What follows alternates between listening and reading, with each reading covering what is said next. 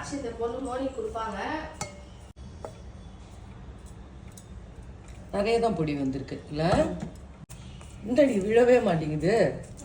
டேய் எடியே விழவே இல்லடி. விழுதா இல்லை என் கண்ணுக்கு தெரியலையா? விழுந்துதான் விழுந்துருக்குதான். போதும் செருக்குலாம் போட்டுக்கோங்க.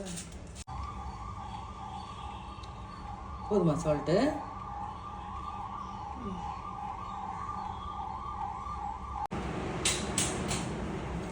ஏன்டா லைட் மாறிச்சா? அது நான் எடிட் பண்ணிப்பேன். முடிஞ்சிச்சு, நீ எந்த ஐடியாவும் பண்ண தேவையில்ல.